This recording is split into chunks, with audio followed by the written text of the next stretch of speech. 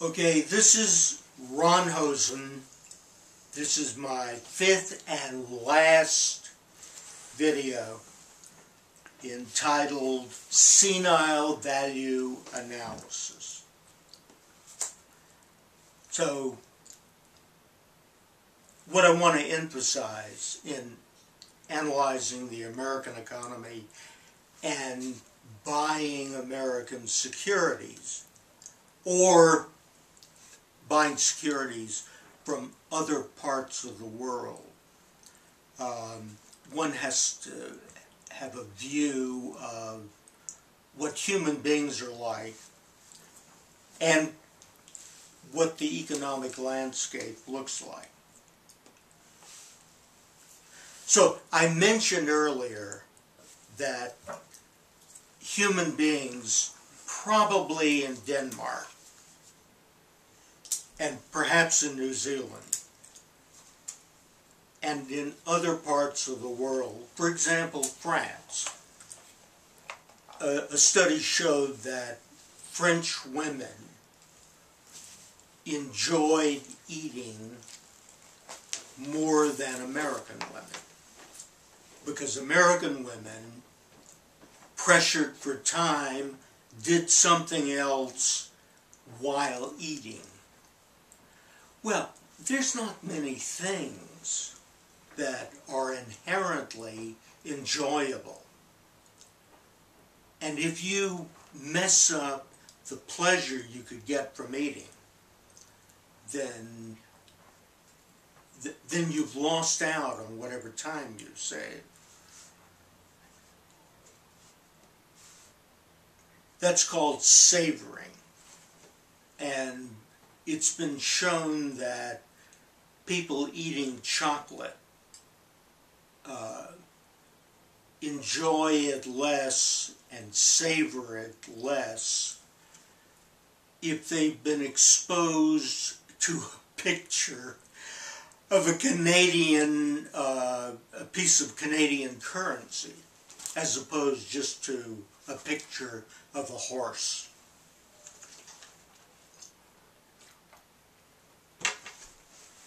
That is, just walking through a room where half of the people see a picture of a horse, not focusing on it, just walking through the room. And another one, there's a picture of a Canadian dollar on the wall. The people don't even look at it. They're not even aware they've seen these. But when they eat chocolate, they take longer to eat it if they pass through a hallway that had a picture of a horse. That is, something that makes you aware of monetary phenomenon causes you to be distracted. Okay. So, savoring can take an ordinary experience and enhance it. If you take an experience, for example, I lay in the evening, sometimes my cat lays on the bed and goes to sleep. Sometimes he does it on my shoulder, but sometimes he just lays on the bed. So we're both on the bed. He's asleep, I'm reading. But it makes it more likely that he'll come up there again tomorrow. And therefore, I had, by letting him just lie there and sleep, invested in my relationship with my cat, which I happen to like. And the other thing is to have a diversified set of sights, people, ideas around you that you can learn to love, because this can create positive emotions which then make it easier to do things like pursuing goals.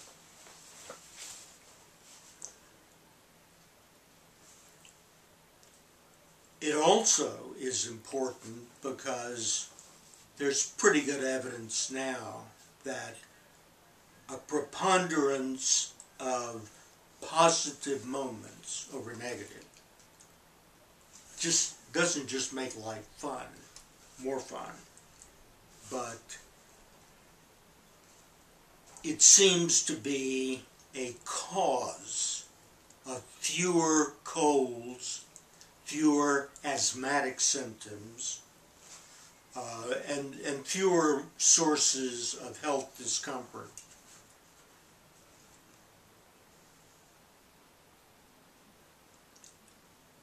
Since the U.S. is a society spends so much more than the rest of the world on health care, it would seem important to get your health wherever you can. And this is in part because our culture encourages excesses in amounts of things. We eat larger meals, we eat heavier meals, things that are clearly related to heart disease and to other types of very expensive maladies. Okay, if you have a hyper-competitive society, which is what we've got with proxy goals, that is, people going after things not like, say, a physician who can actually derive some satisfaction from having contacts with patients. I mean, I know some doctors. My father was a doctor who are that way. Not all of them are, but it's at least possible. But what the fuck can an accountant do? I mean, what does he do? Tell you you messed up your books, that you're reporting to IRS in a way where you'll be investigated? Well, I mean, that may take a certain amount of detail and maybe some intelligence, although I doubt it. But when you get intense competition and where people know so little about each other and about their species and about their culture, cheating and lying are easy. That's why, I kept falling over women who, besides providing sex, also conned me constantly. It was a sense of power. So, honesty is somewhat rare. Not because people wouldn't want to be honest, but because they can't be. Because in America, the only thing that's important is marketing. And that requires lying. So, should you wish a novel approach to life, something that some people might be impressed with, I suggest you play around with authenticity, because it's really easy. So, when you hear schools reporting success because they have to do it to get funding, political results reported by politicians, industries such as Wall Street, subsidized industries such as defense, you're going to get lies because they have to do it. Their competitors are lying. They have to do it too. We do have one industry in America that has snuck up on us. I mean, it's really working. And it's called the oil and gas industry. I mean, we've increased our production when it wasn't just to the majors, which were essentially hordes of cash, who thought until a couple of years ago that the long-term price of oil would be $30 and made their plans accordingly. The oil and gas industry, which if you listen to the people, they sound like Texans. They sound like bumpkins. So here we have an industry which, as best I can tell, consists entirely of white Gentiles who are doing a hell of a job. All right, we have a concept. Let me get this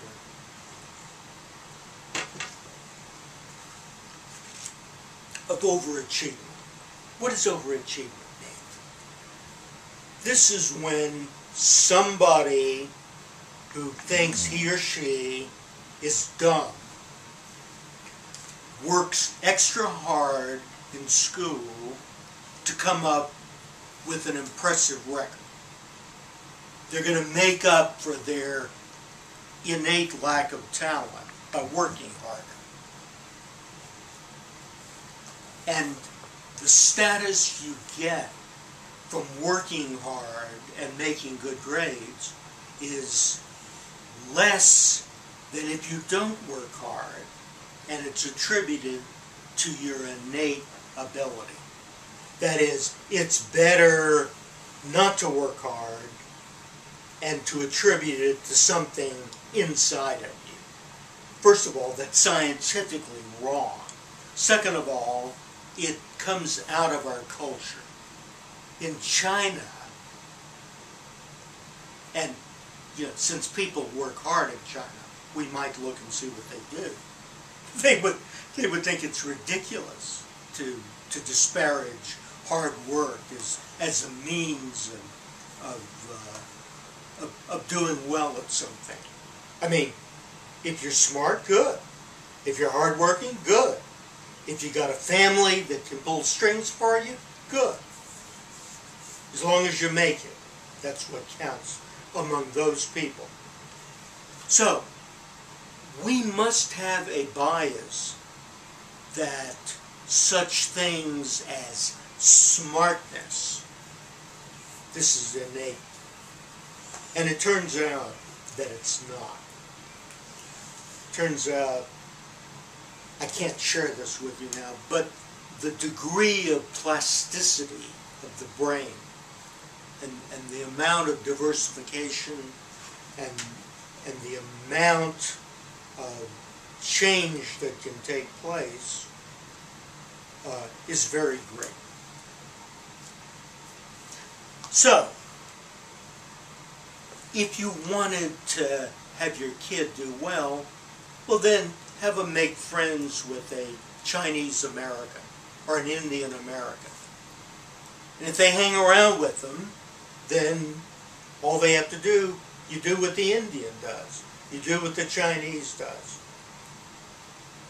And it might work. But it would require your kid to do hard work.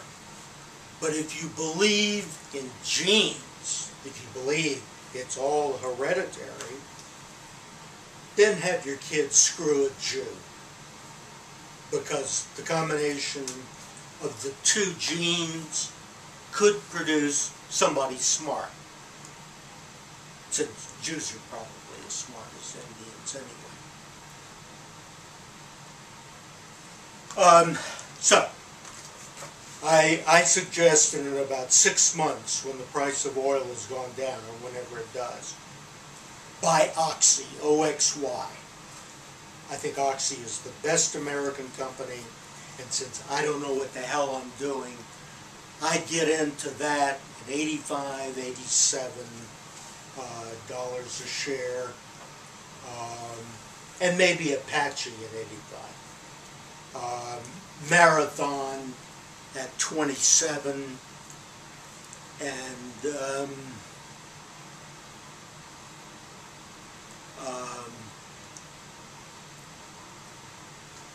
KFN, which is a finance company, which seems to be going after niches in the market, and Xylem, which is a water company that was just split off from ITT. It's a long shot, but water is even more scarce than oil. So that's it, gang. I don't think I'll ever see you again, but anybody who watched, I appreciate.